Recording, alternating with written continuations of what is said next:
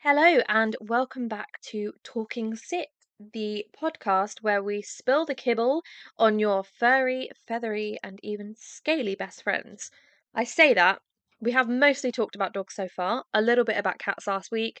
I'm trying to get a parrot person on for you, and if anyone knows a reptile person, please reach out because I would love to speak to them. But unfortunately, my circle is quite canine at this time. This week, I have had one of my good friends, close colleagues, the lovely Kayleigh Stoffel, on to talk veterinary physiotherapy in dogs. I think this is going to help a lot of people, so please do listen up, share with your friends and family, get your dog in to see a physio. I cannot rate it highly enough. I hope you enjoy this episode and you learn loads, and I will see you at the end.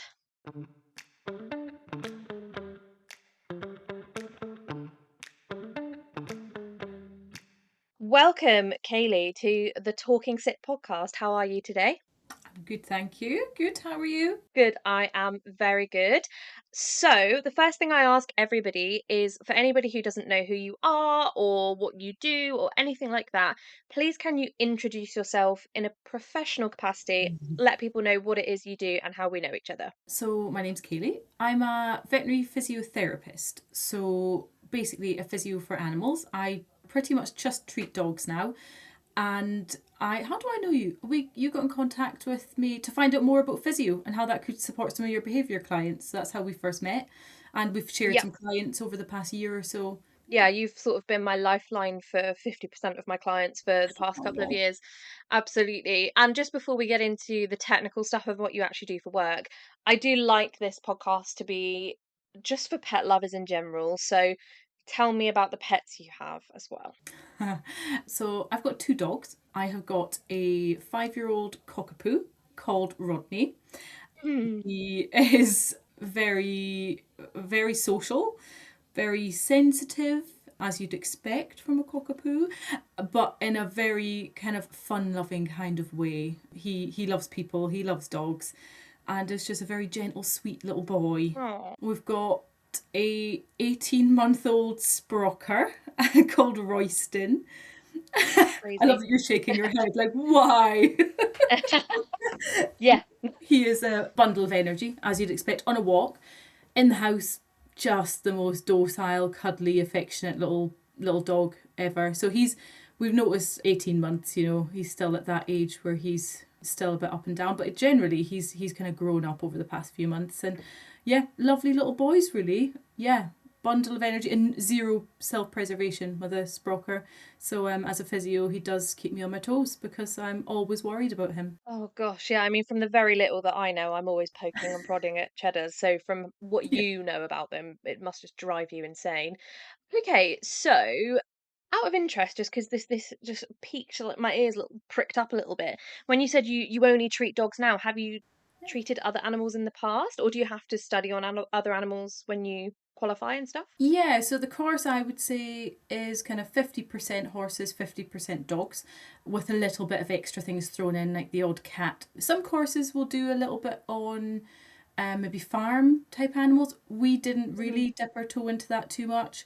So, certainly when I qualified, I would do horses and dogs pretty regularly. And then I kind of went full down the dog side. I ended up working in a canine rehab centre. So I was doing the physio, hydro, and just felt like that was where I was kind of going, all my knowledge was going. So I will see the occasional cat. It just is very dependent. My mum's got loads of cats, and one of them has had double hip surgery, so he loves a bit of physio. But that's very rare, really. It's not something that I kind of, as you can see, I don't actively advertise that. But if willing to give it a crack, and if I feel like it's out of my depth, I've got physio friends who regularly treat cats, so I'll just pass them on to them. That is absolutely fascinating because in the episode just before you, episode 4 with Lucy, I had a feline behaviourist. And if you were to go back and listen maybe halfway through that episode, I asked her, do you ever have physios go out and see cats? And she was like, oh, I'm not aware of any.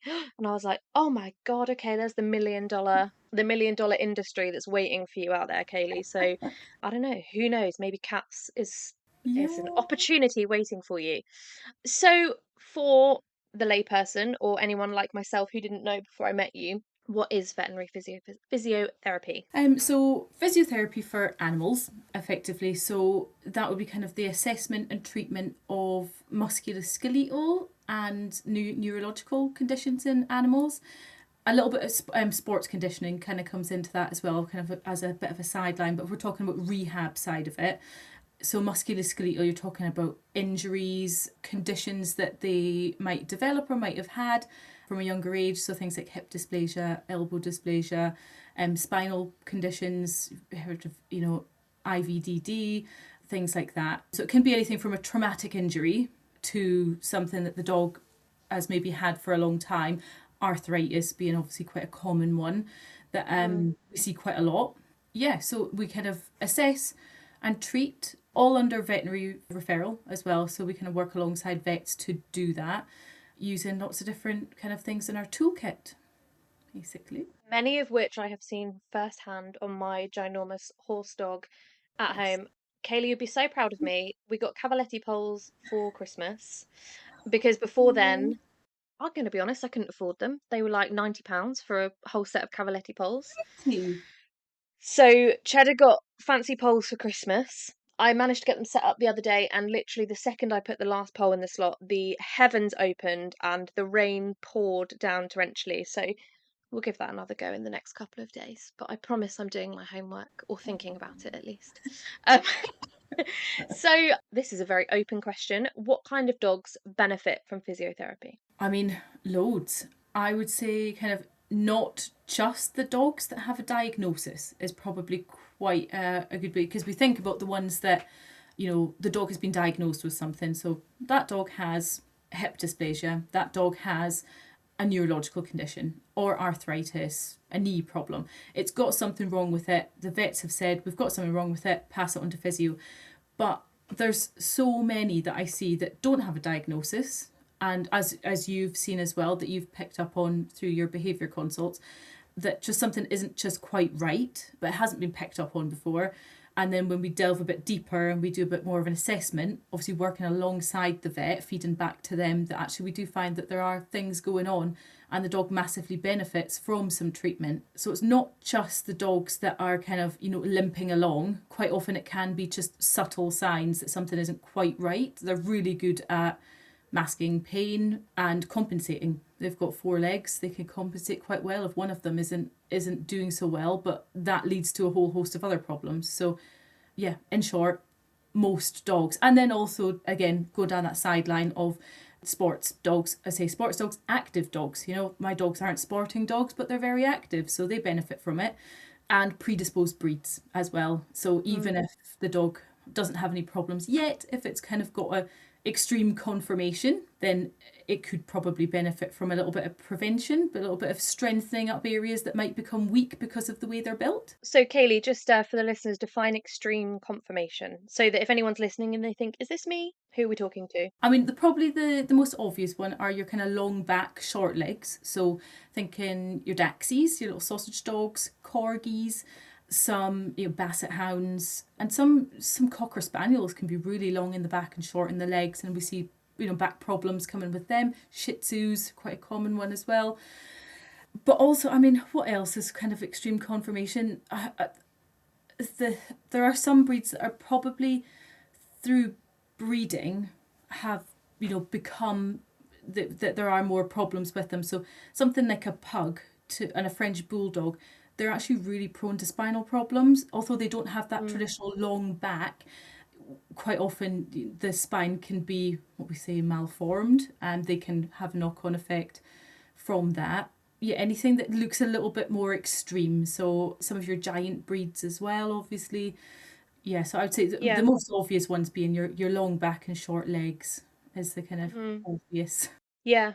Yeah, that's really interesting. I mean, from working with you over the years, I mean, I would say there's probably no limit in who I would say, hey, have a look at this, have a think about it, because when I say to my clients, so to give the listeners an idea of how me and Kayleigh kind of work together, or Kayleigh and I work together, I'll go for a behaviour consultation, and sometimes I'll notice that the dog's moving a bit funny, or there's a behaviour predisposition that kind of says potentially there's some discomfort there, but I don't have the knowledge or the qualifications to pick up on what exactly it is, or diagnose anything or anything like that.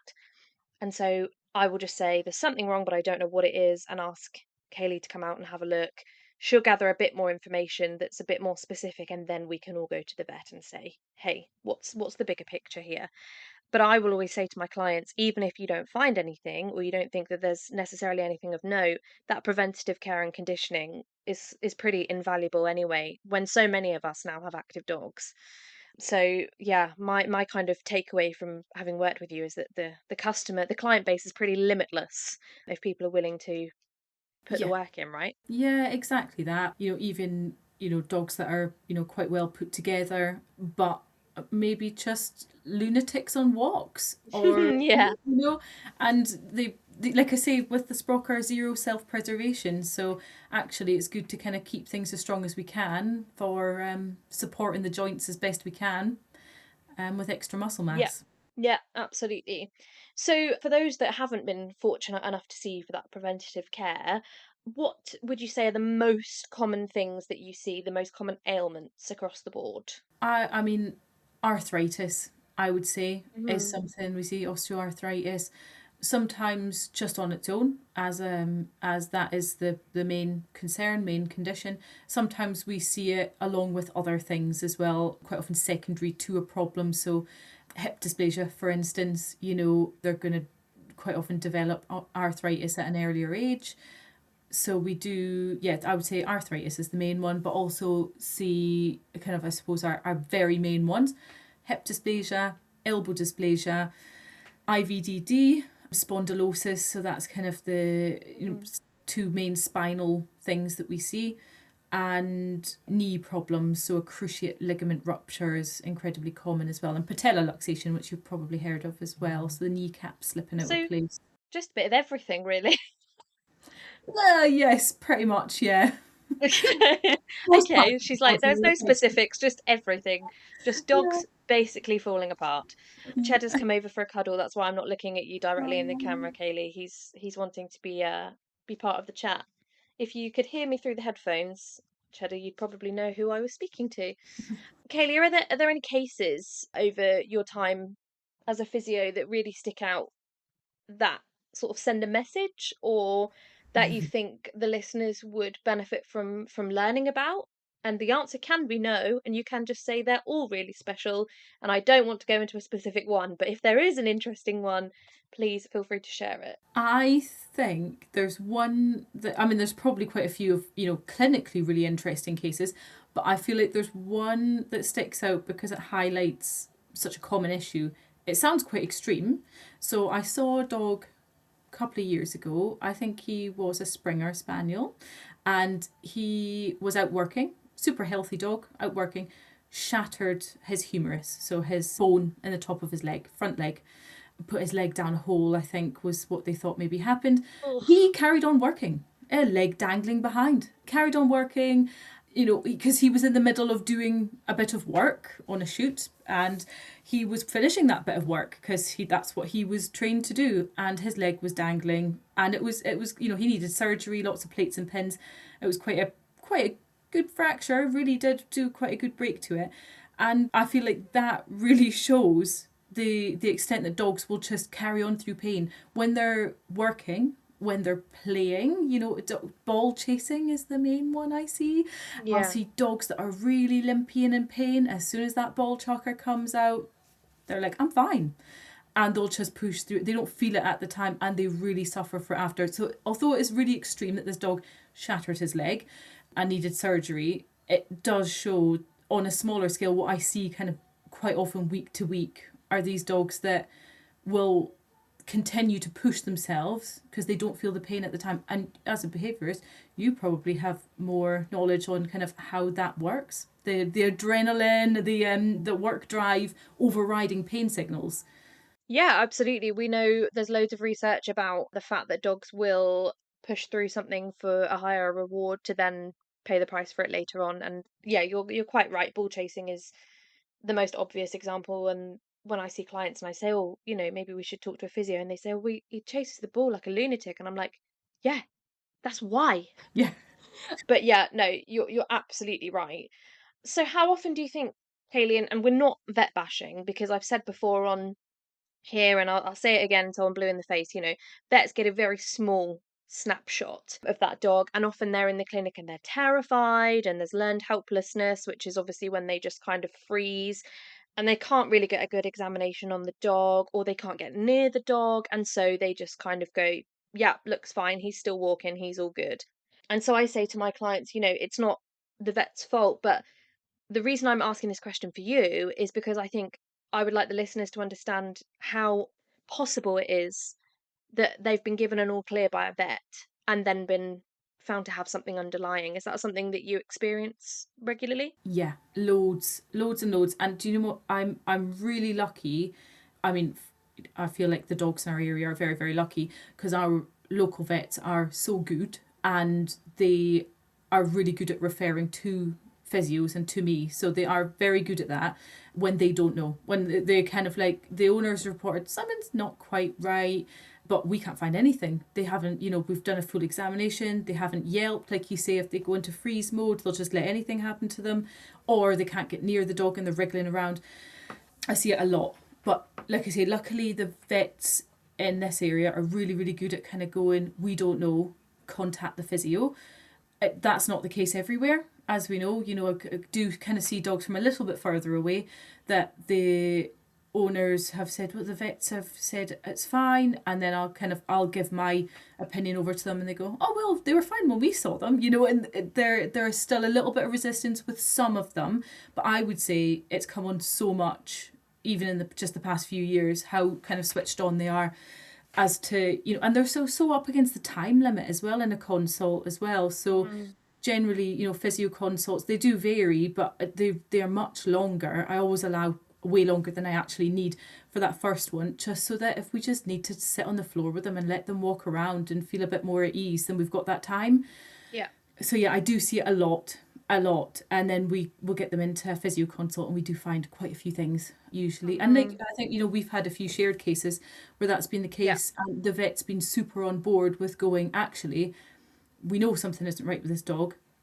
She completely freezes in a vet consult, get the physio out. She's quite happy to be assessed by me in her own house. And then I feed back to the vet and say, these are all my findings. And the vet goes, excellent. Continue treating. I'm going to prescribe this pain med based on what you've said. And so we kind of work as a team. So it's, Yeah. yeah. I was going to say, when you've got, you know, good vets in the area, it does really help. Yeah, and I think if there are any other professionals that are listening to this, I think it's a really important message that it's not anybody pointing fingers at anybody, but we can all be aware of our sort of limitations, whether it's time, knowledge, Yeah. facilities, whatever. And that kind of community approach is hugely helpful. I was going to bring up Stan because we recently had a case together, and I know that his family have agreed for me to share a case study about him. So obviously I won't mention their details, but the dog himself was referred to me for a separation anxiety case, cleared of any pain, but I noticed that he was very slippy on the floor.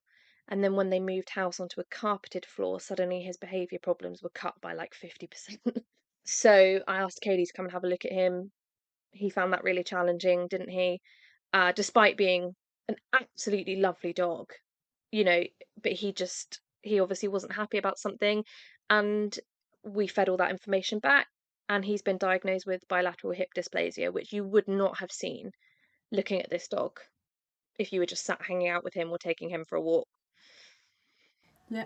Is there anything interesting you recall about him, or do you think I've summed him up? Yeah, and I think the thing I remember with him the most was that he was just the so happy for me to see him and be in his house, and thought this was the most fantastic thing ever. Really super friendly, bringing me all the toys. He was trying to nibble my nose at one point. Really super overly friendly. Assessing him, he was quite like, yeah, this is fine. Assess me, assess me. Got to those hips and Nope. instantly, nope, do not touch me there. And that in itself was, this is complete behaviour change. It's flip of a switch, just because it's an area that is obviously feeling very sensitive. But yeah, bless him. Yeah. Yeah, and I think I'll always remember that now, because he's a kind yeah, a key example of how this sort of thing happens, and actually leads me really nicely on to the next question. So other than the ones that I refer to you, obviously who I'm seeing for behavior problems, for ones that come to you organically or that other people refer to you, do you often see dogs that are presenting primarily with behavior problems that you then go on to see as a physio? If so, what problems would you say are the most common? I see the two running together quite a lot, definitely. I don't know if there's any that's come to me because they haven't noticed anything physically, but they did notice a behaviour change. I can't think that I've seen any that way around, but definitely it's something that we track specifically with a lot of dogs, especially dogs that have quite good observant owners that kind of are, they're keeping an eye out for behaviour changes, and we use that to kind of track how they're doing. So kind of maybe dogs that have like a long-term thing, say something like hip dysplasia or arthritis, you know, the owner would be like, oh, they've been a lot more reactive to noises over the past week. And then we'll have a feel and have a look and go, oh, actually, yeah, they're maybe are feeling it a little bit more than usual. So we'll kind of up the treatment, maybe contact the vet, maybe add in an extra pain med. So it can be used as a bit of a tracker for some cases as well. It works. I mean, some owners unfortunately maybe don't see anything, and then sometimes you poke and prod, they go, oh, actually, yeah, they do that. Yeah, But yeah, we do definitely see noise reactivity is a really common one, I would say. that's really interesting that you've brought that one up, because it is in the research, but not quite as much as some other behavior problems. So it's really interesting that you've said that, and I think the reason thought behind it is that if you're sort of really tense and you're sort of flinching away from noises, that obviously if you've got some sort of discomfort, that flinch is then going to send that pain all the way through your body. And then not only might the pain itself actually recover if it was a momentary problem, but then you'll always have that memory once you start hearing loud noises of what it feels like to flinch and have all those horrible shooting pains. The one I wondered if you see outside of myself is resource guarding of like what technically what most caregivers would refer to as resource guarding, but of like space. So not wanting to be moved from sofas, or not wanting to be taken off of beds or lifted up off the carpet and that sort of thing, because that's always the one for me. I'm like straight on the phone to Kayleigh. Yeah, Referral yeah, over. definitely have seen that, and people kind of reporting that most of the time the dog will be really, really affectionate and want to sit next to them on the sofa, and they might know that the dog isn't doing so well at that time, or or notice the change that they kind of sit on their own sofa and they'll just kind of get up and keep away from them, which is out of character for that dog. And yeah, definitely have heard of the resource guarding as well. Possibly not as common as I feel like the noise one is one that maybe the one people notice the most as well, because you can't ignore a dog Hmm. barking. So yeah. It's really Yeah. interesting because it's not that it's not something I think about, but it's one of the ones that's kind of lower down the ladder for me, just based on my experience. But now maybe I will push that to the forefront a little bit more. I do have one dog that I'm thinking of whose presenting complaint was a noise fear, and yeah, she's got some funky hip stuff going on. Do you know what's so funny? I've got this, and this is just one case, but I've got a really, really good, observant, loyal client who I've been seeing for quite a while and seen fairly regularly. And she tells me she can tell this dog has kind of front end and back end problems, and the noise reactivity will flare up when the hips are a problem, but not when the elbows are a problem. And so she can tell me, she goes, yeah, his hips are sore because he's barking at nothing again. He's thinking he's hearing things, and becoming quite reactive to noises, which he quite often isn't. Quite chilled usually. Mm. And so she has definitely differentiated between the front end back end problems. So I mean that's one case. So I don't know. Is she right? Do you go out and you see that she's right? Yeah, definitely his hip. Yeah, I would see a flare up with one of his hips as kind of a place where he might get flare ups. And quite often, if she said, I'll assess him and be, oh, he's not wanting to extend that hip today, not feeling it today, a little bit tight and tender around the muscles around there. She go, oh, he's been barking a lot more again, so she'll kind of feed in and say, so be it interesting to, I can't think of any other cases. And also, I don't know, tracking where they're uncomfortable versus their behaviour be quite difficult to do with a lot of dogs. But Mm. yeah, This is, interesting. I started drifting away then because I was thinking about the groundbreaking academic review that we could publish in a few years' time when we have collated everything that we've seen together and all the links, and we could write this case by case. This is the link, this is the link, this is the link. Oh god, it would be so helpful, but who's got the time, Kayleigh? Who's got the time? So there's always things as a behaviorist that I see people doing and I think, oh dear God, please stop doing that. And sometimes they're to do with the physicality of the dog, but other times just behavioral. What things do you see people doing with their dogs? And this is no judgment because we understand that people don't know. So it's not pointing fingers. But if you could go out there with a loud megaphone and tell people things to stop doing, what would those things be? I mean, to say it again, the ball chucking, that's the number one. I live next to a park as well, so sometimes see people walking past my living room window with a ball chucker in their hand. And I just want to scream out the window, no, don't do it. And so it's really frustrating. I think like as we said before about the kind of the them continuing to do something even when there's pain, and even if there's not pain, just doing it to the point of sheer exhaustion, you're a way bigger risk of injury, muscle strains, everything. So it really does. And I think, I mean, again, not my area of expertise, but there's probably something in there about it doing stuff to arousal levels, if that's the right term, but it's stuff, behavior stuff. I Yeah. definitely see the dogs that love ball chasing. I have real problems Like, settling at home. for want of a better phrase, I just call them crackheads. That's Yes. the easiest way to describe them. And there is literature, not specifically with ball throwing, but obviously we know that ball throwing increases arousal, and we know that increased arousal for a period of time reduces ability to learn, reduces ability to settle, and it's not good for any human or animal to have that much adrenaline and cortisol like coursing through their veins all of the time.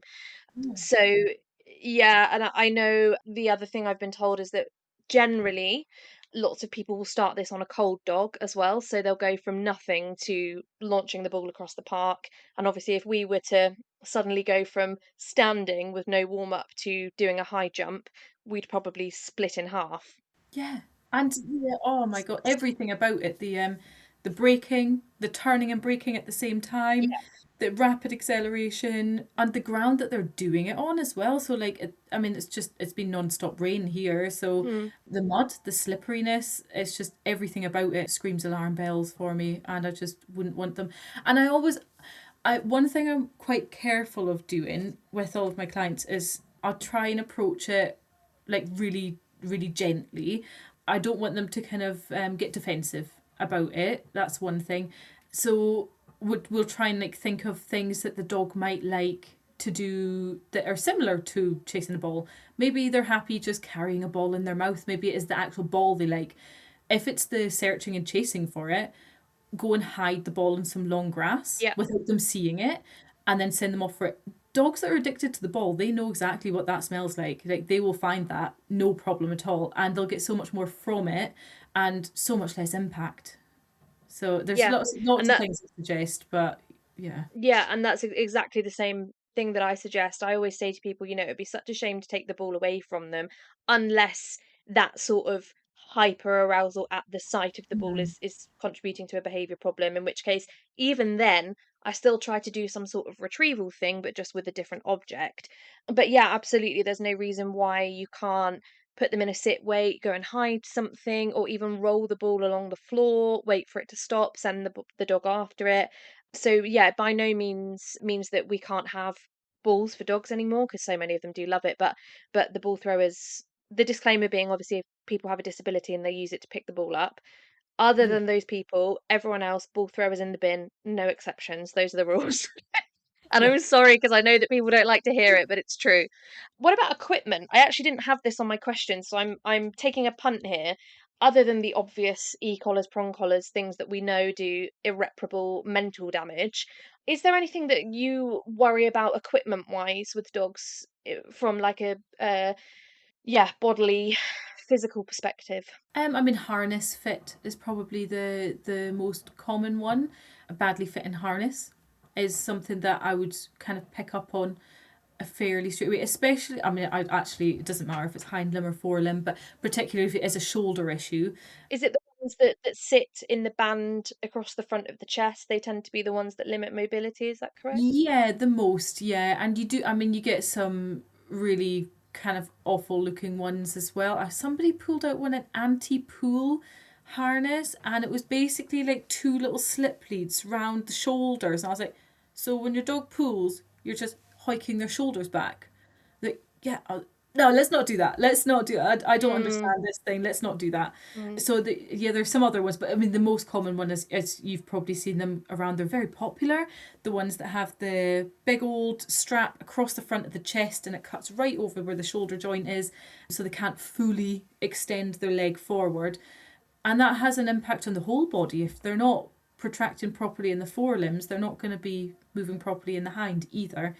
So your harness Yeah. fit's probably the main thing. Yeah, amazing. If anybody's listening and they have one of those harnesses, this is a bit of a shameless plug, but these are the benefits of being in my world. I have a discount code for Perfect Fit harnesses, which are the Y-shaped harnesses that you can fully adjust to the size of your dog. So if you have your dog on something that you would prefer not to have them on, please message me and I will give you a Perfect Fit discount code. Okay, tell me about housing modifications. What can all of us do, either from a preventative or a recovery standpoint? What can we do to make our dogs more comfortable at home? I think the biggest one, or the one I feel makes the biggest difference and is applicable to all dogs, young dogs, old dogs, whether they've got any conditions, whether they don't, whether they're athletes or not, is slippery floors, slippery flooring. So wood, tiles, laminate, anything where your dog's not getting full traction. The paws just are not designed to cope with that. So even a young healthy dog, getting up from a lying down position, or they just get excited and hear the doorbell ring, or somebody's making their dinner and they run and they slip. So even a healthy dog can have little slips on it, but for dogs that have any problems, it's just an absolute, really exacerbating things. So that'll be my main thing, is any type of slippery floors. And I feel like if a dog spends, I don't know, how much time does the dog spend in the house? Maybe 90% of their time, I'm not sure.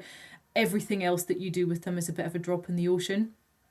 If you can Yeah, it's true. figure out their flooring and giving them some traction, I feel like that does make a huge difference. And obviously the top tier would be having things like rugs in place, and rugs, mats, runners, that type of thing.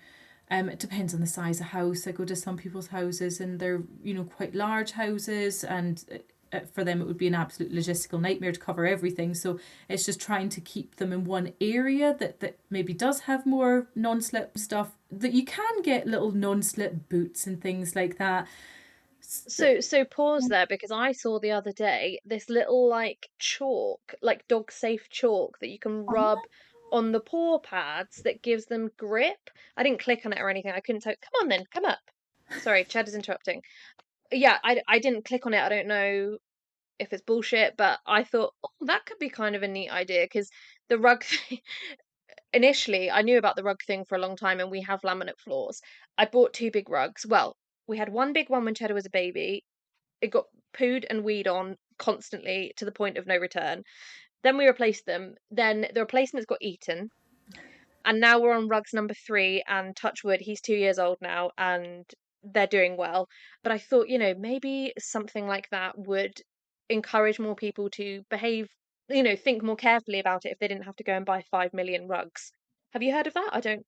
Is it a I've thing? not I've not seen the chalk. That's interesting. So I'm going to look that up after we get off here, because it's sometimes the boots. Obviously, you've got to think about the dog's paw being able to move naturally as well and being able to splay. Hmm. So a lot of these boots, I'll see people go, "Well, we tried boots and they didn't like them." They show me, and they're basically like dog Converses, and I'm like, "What? no, let's. Or they're I think massive, or like yeah. massive plastic bags, yeah. Yeah, so but you can get there's like a brand that has some that I feel are really good. So I'll suggest those, but they're not really suitable for leaving on the dog all the time. You don't want to start getting sores if they're leaving them on for ages, but it can help if they're kind of, say you're going to a friend's house or a parent's house or something that has slippery floors and you're going to be there for a few hours, and something like that could be really helpful. I have had a few clients try and have quite good success with little paw grip stickers. And I would not like to try this with a dog that likes to eat random objects, because that just sounds like a nightmare if they were to peel it off and eat it. But certainly a couple of elderly dogs that they basically didn't realize how much the slippery flooring was affecting them until I went to their house and went, ooh. And for them, it was like, oh God, we need to like, order rugs and measure them and, do all the stuff that, it's not an instant thing. It's not an instant fix if you've got a big area that's slippery. So they'd done those in the short term while they got rugs sorted. And the dog did really well with them, actually. But they So don't stay on in you very stick it on the long. foot. Yeah, on the paw pads. Yeah, little I paw, think paw grip stickers. I think Cheddar would murder me. I think he would have a hit put out on me, Oh, and then Ched. he would eat me. Yeah, I was gonna say I think there's so there. It really depends on your dogs. Like I say, the couple I Yes. know that have had success with it have been kind of elderly dogs that have been a bit like, "What are you doing to it? Oh, fine, whatever. Do what you need to do. Yeah. Not bothered about it." And it has worked quite well for like a short-term solution while they're waiting for rugs. But yeah, ultimately it's covering the slippery floors and it's How yeah. funny. There can't be a big market for that. That's not going to make you a millionaire, the stickers, because there's 5 dogs in the UK that would allow you to do that to their feet. Okay. What about stairs? Do we need to be aware of stairs? Yeah, I mean, I think it's one of those that it depends on your dog and depends how often they're going up and down and the size of the dog as well. So obviously for something like a little Daxi with teeny tiny little legs that are about 5 centimeters, that's enormous. Getting up and down the stairs, that's Yeah. huge. So even for a young healthy one that is maybe, very fit and I think it's a lot for a little dog to do. Any dog that's got kind of mobility problems, I'd be looking at limiting it. And again, I don't like to go in there all guns blazing and say, stop going up the stairs, don't let your dog on the sofa, don't let your dog on the bed. I think trying to give people options, this is completely dependent. Obviously, if your dog has just had surgery or is really badly injured, let's not do those things at all. But if it's kind of like managing a long term condition, I think sometimes looking at how often they do it. So if some people are working from home and going up and down the stairs multiple times a day to make a cup of tea and the dog's following up and down, maybe having a little stair gate on so that they just stay there while you nip up and down so that they're not doing it a million times a day. Hmm. So that one, I think it just depends on the case. But I think if you've got a small dog, you're better off trying to stopping them from doing. And to little dogs, if they're happy being picked up, which quite often a lot of them, they're if it gets them from A to B, they're fine with it. So some people will just do that with the little dogs. Yeah, and I've seen lots of people use ramps and steps, and there's little modifications and stuff. I know like a whole staircase isn't quite the option, but for sofas and beds, and always fills me with joy when they've got lovely big chunky steps leading up to the sofa. So again, really dog dependent. The ramps I usually only recommend like the little sofa ramps for like your little Daxies, your tiny little terriers, and sometimes your steps are really only suitable for that kind of small dogs as well. Hmm. But for anything kind of medium size and above, like most common one would be like a Labrador that's starting to struggle getting on the sofa, but it's really part of their routine. They really like it, and we kind of look at getting like a halfway step. So rather than having a set of steps going up there, we'll have one big wide box that's maybe half the height of the sofa. So they've got a little, and it needs to be really Yeah. wide as well. So it's not like jumping up basically. And that can really help. Hmm. A lot of people make things, so it can be really quite good. A little wooden halfway step with some rubber on top does a really good job. Yeah, the people I've seen do it, that we seem to have like really zero tolerance for doing DIY on our own, but when it's something our dog needs, Yeah, we'll come up with inventions like you have never seen. yeah.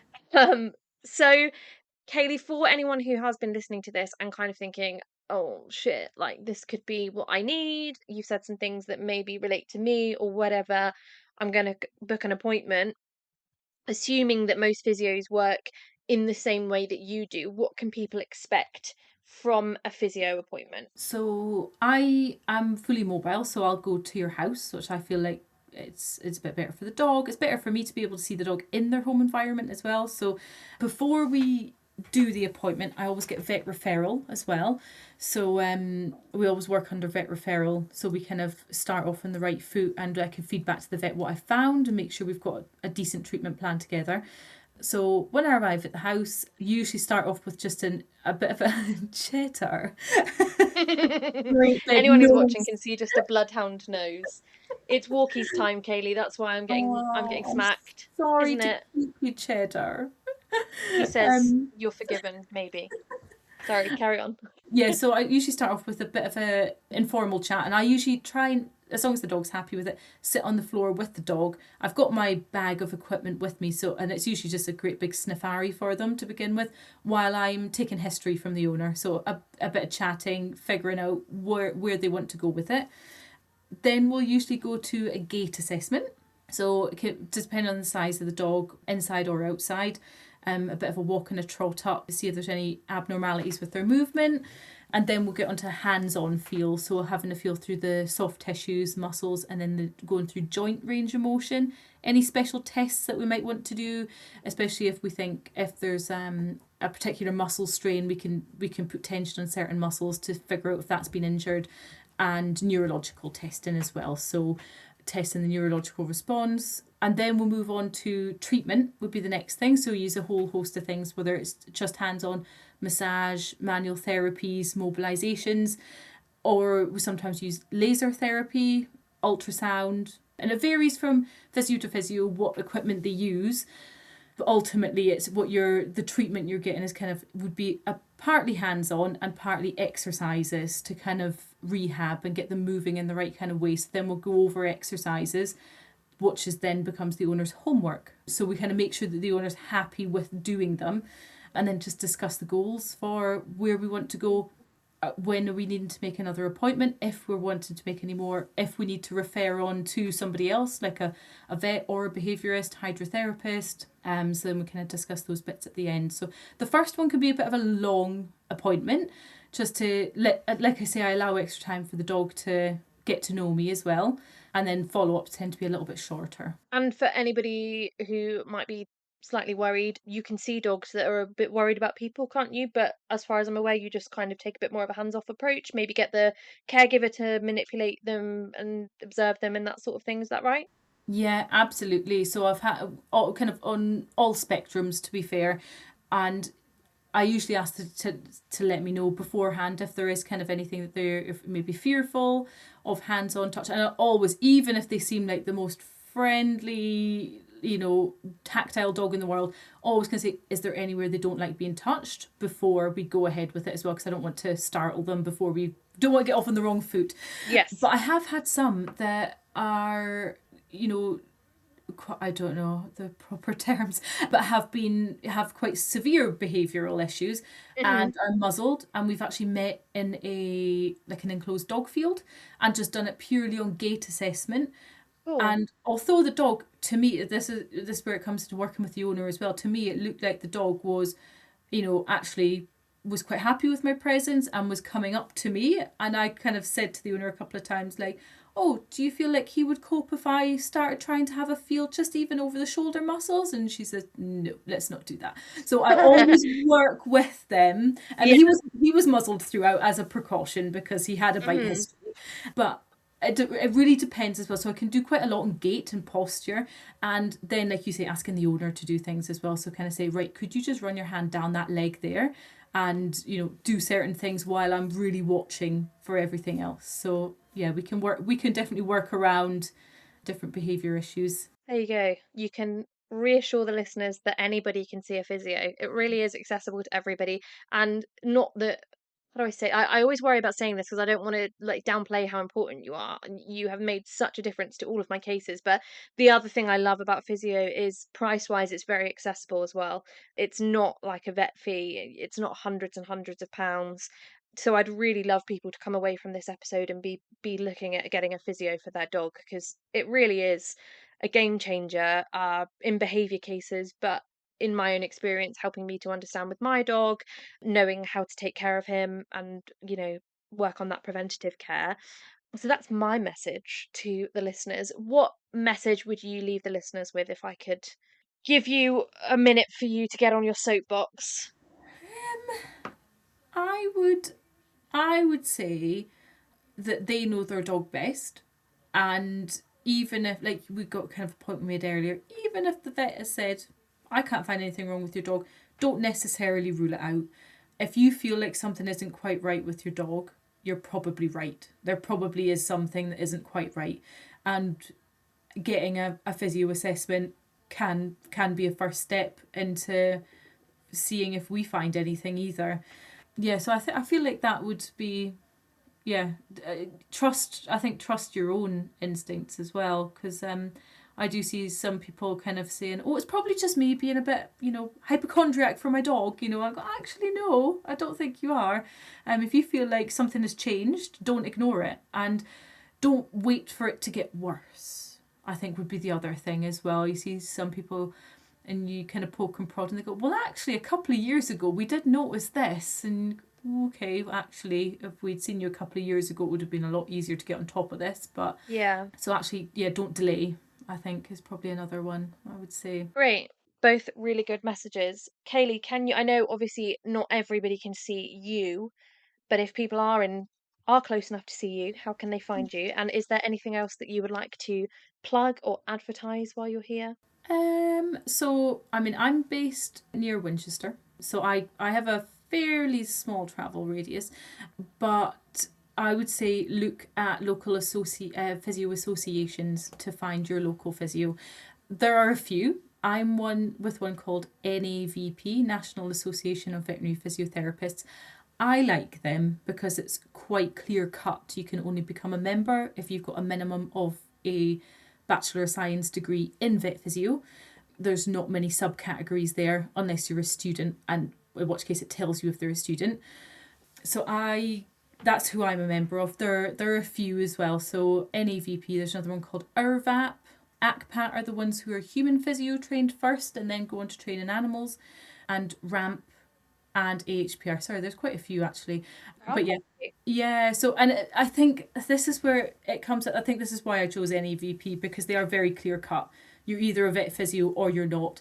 Whereas a lot of the other ones is you can join it if you're a massage therapist, which is, they're great skill in itself, but obviously don't have the same type of Yeah. qualifications and skills to treat some conditions. So this is where I quite like NEVP. Is very kind of clear cut, and they make sure we keep up with all of our CPD as well. So that's who I would recommend searching for in your area. And is there anything else? I don't think you've got a book or anything yet. Maybe I'll get round to it at some point. It's been a busy year. No, I don't really have much. And as you'll probably see from my social, you could go. My Instagram is probably the only thing that I occasionally put things on. And to be honest with you, I'm shit at putting stuff up on it. I was going to make that my New Year's resolution, but we're only February. There's still time. Yeah. Yeah, so that's about it. I haven't got anything at the moment. Maybe in the future. Don't worry. So I'll as I always do, I'll put your details in the description of this episode and people can follow along. And then when you're a social media sensation in a few years' time, then everybody will have found you early doors. All right. Well, I'm going to let you go. Thank you so, so much for your time. It's been super interesting. And yeah, if people were listening to this and they found it really helpful, then you know where to find Kayleigh or another physio in your area. Thanks so much, Kayleigh. It's no problem. Lovely to be on. It's exciting to hear more of the podcast.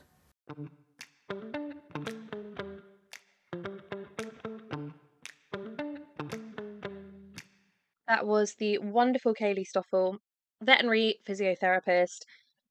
godsend for me in my behaviour consultations, and I'm so grateful that she shared her time with us to speak all things musculoskeletal pain in dogs. If you enjoyed this episode, please remember to hop onto wherever you get your podcasts, rate or review, download and share with your friends and family. The mission of this project is to get the word out about well-being in companion animals and the way that we can make lives better for every pet that we share our homes with. So please do that, and I will see you next week for another episode of Talking Sick.